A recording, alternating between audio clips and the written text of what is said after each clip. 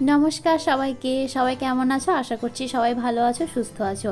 তো আজকে হচ্ছে day 1 of 30 days weight loss challenge.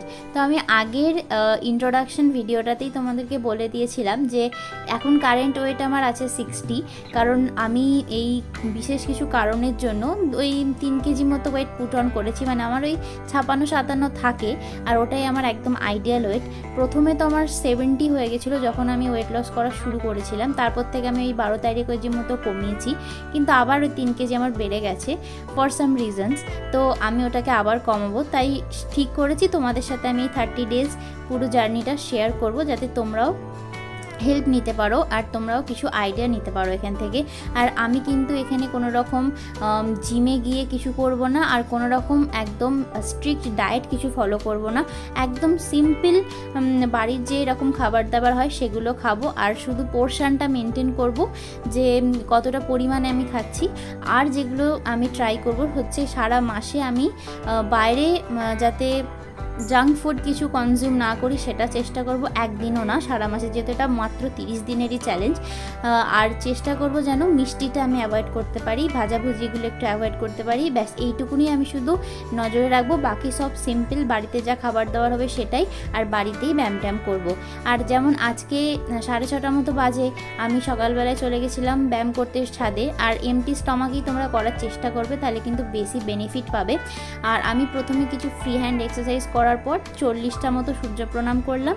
আর সূর্য প্রণাম যদি তোমরা কেউ শিখতে চাও, এর বেনিফিট জানতে চাও, স্টেপ বাই স্টেপ নামগুলো সব জানতে চাও, আলাদা আলাদা যে আসনগুলো রয়েছে, তাহলে কিন্তু তার জন্য একটা ডেডিকেটেড ভিডিও আমার চ্যানেলে অলরেডি পোস্ট করা আছে, তোমরা কিন্তু চেক করতে পারো।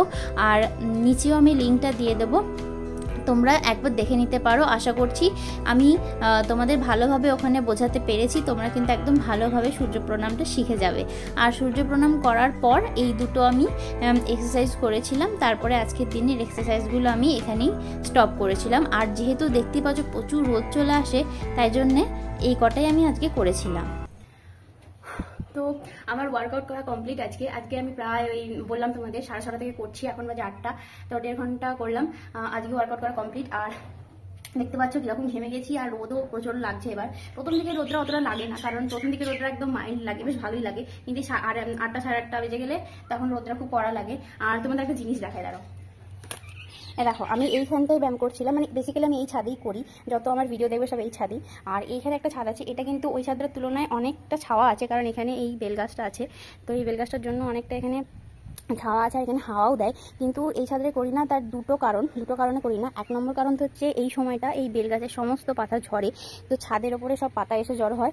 আর এটা মানে ভেবো না যে 1 সপ্তাহ 10 দিনে, এটা 2-3 দিন অন্তর অন্তর মানে জমে যায় এরকম পাতা। তো একদিকে সাইড করে ঝাড় দিয়ে রাখা আছে, ভেবেছিলাম এখানে করব।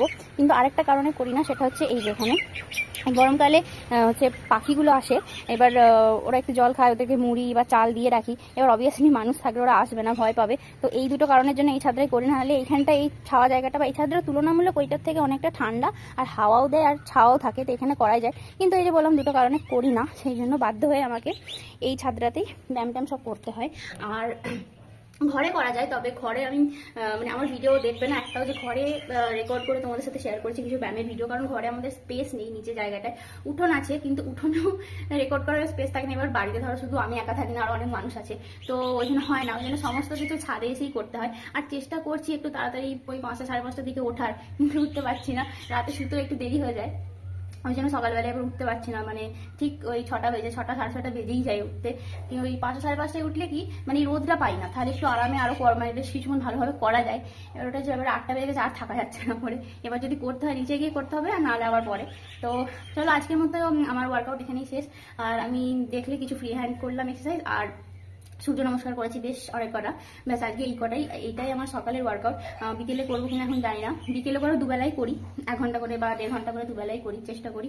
বা হয়তো সকালবেলা এক্সারসাইজ করলে বিকেলবেলা একটুখানি জাস্ট হাঁটাহাঁটি করি বা একটুখানি ফ্রি হ্যান্ডগুলোই করি, তো এরকম ব্যাপার। তো চলো দেখা হচ্ছে তোমাদের সাথে স্নান টান করে। তোমাদের একটা কথা বলে দিই, তোমরা তো আমার চোখে লাইনার দেখতে পাচ্ছ, তো তোমরা আমার যেন ভেবো না যে আমি লাইনার লাগিয়ে এক্সারসাইজ করতে এসেছি। আসলে কালকে আমি একটুখানি বিকেলবেলা বেরিয়েছিলাম, তো আমি ওই জন্য লাইনারটা কালকে পরেছিলাম। তারপরে এছাড়া ভালো করে তোলা হয়নি, তাই রয়ে গেছে। আর এখনকার তো লাইনার বুঝতেই পারছো, থাক মানে ঘষে ঘষে না তুলে উঠবে না, বা কিছু দিয়ে না তুললে উঠবে না। আর সাজগোজ তো কিছু জানি না, আমি লাইনার আর লিপস্টিক করতেই জানি, তো এই লাইনার কালকে বিকেলে পড়েছিলাম, তো ওটাই এখনো রয়ে গেছে। তো এরপর নিচে নেমে আমি প্রায় অনেকটাই জল খাই। আর সকালবেলায় উঠে থেকে এখনও অবধি 8:30 বাজে, এখনও অবধি আমার প্রায় 1 লিটার জল খাওয়া হয়ে যায়। তো তোমরাও চেষ্টা করো সারাদিনে যেন 3-4 লিটার জল খেয়ে নিতে পারো, বিশেষ করে এই গরমে। আর এরপরে স্নান সেরে নিজের বাড়ির পুজো সেরে আমি এই বাড়ির পাশে একটা আশ্রম আছে, সিদ্ধেশ্বরী মায়ের আশ্রম এটা, আর শ্রী সচ্চিদানন্দ গিরি মহারাজেরও এখানে সমাধিস্থল রয়েছে। তো আমি একটু প্রণাম করতে গেছিলাম। এইখানেই মায়ের নবরাত্রির পুজো হয়, মানে আমরা যেটাকে আর কি রামনবমী বলি। তো একটুখানি মাকে প্রণাম করতে এসেছিলাম।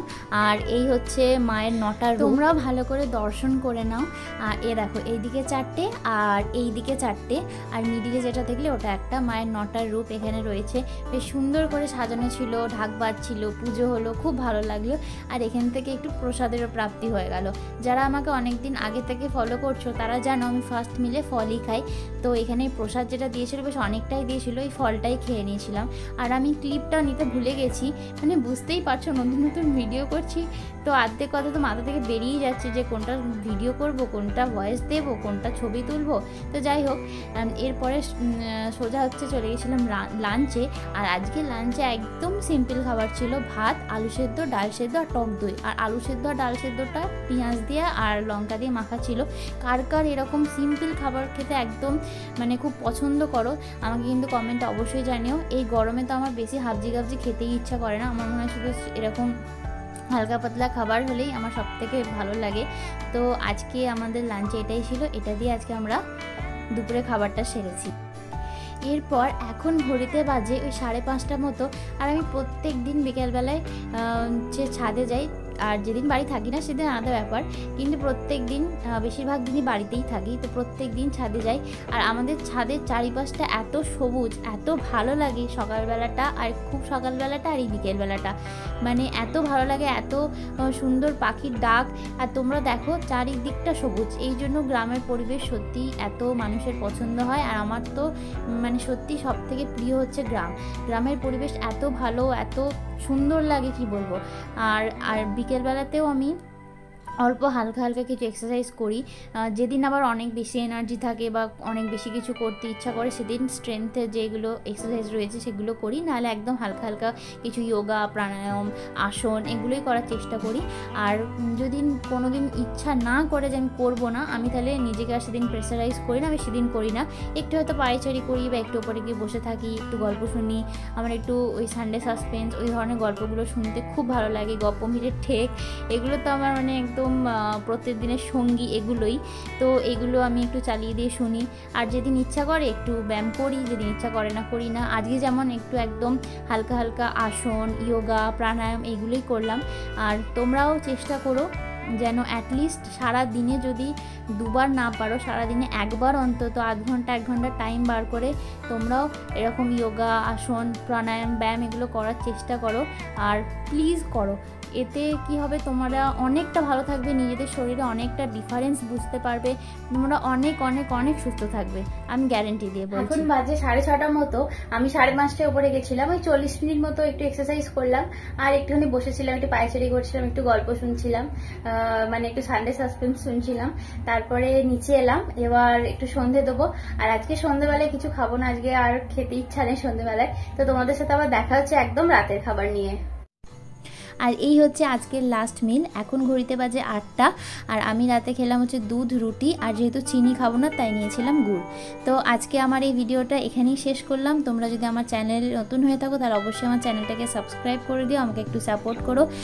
আশা করি আমার ভিডিওগুলো থেকে তোমরা অনেক হেল্প পাবে, অনেক টিপস পাবে। আর ভিডিওগুলো কেমন লাগছে অবশ্যই আমাকে জানিও। আর দেখা হচ্ছে নেক্সট একটা ভিডিওতে, ততক্ষণ সবাই ভালো থাকো, সুস্থ থাকো।